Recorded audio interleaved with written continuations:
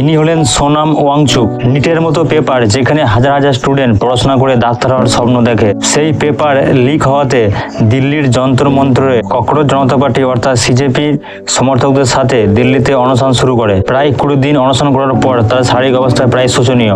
Inner একটাই দাবি, শিক্ষামন্ত্রী ধর্মেন্দ্র প্রধানের পদত্যাগ। যখন একজন সাংবাদিক তাকে জিজ্ঞাসা করে যে শিক্ষামন্ত্রী পদত্যাগ করলে কি সমস্যার সমাধান হয়ে যাবে, এবং এর উত্তরে তিনি বলেন একদমই না, কিন্তু সরকারের কাছে এর জবাবদিহিতা শুরু হয়ে যাবে। এর সাথে তিনি আরো কি বলেছেন নিজের মুখে শুনুন। एक व्यक्ति के इस्तीफे से चीजें बदल जाएंगी, आलोचक ये पूछ रहे हैं। बिल्कुल नहीं, मगर एक शुरुआत होगी जवाबदेही की। जब जवाबदेही की कहीं शुरुआत ही नहीं तो फिर मन गढ़ंत मनमानियां होंगी हर तरफ। और ये सिर्फ कुछ परीक्षाओं की बात नहीं है, परीक्षाओं की बात भी कम गंभीर नहीं है। ये सिर्फ किसी परीक्षा की नहीं है, ये उस चिकित्सक की बात है जो आपके बच्चे का इलाज करेंगे। कैसे होंगे वो?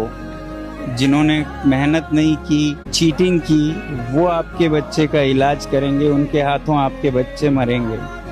इंजीनियर जिन्होंने चीटिंग की, जो होनहार हैं वो कहीं क्लर्क लगे होंगे। जिन्होंने खरीद के पेपर लाए वो आपके भवन बनाएंगे, वो गिरेंगे, तब आपके पुश्तें मरते रहेंगे।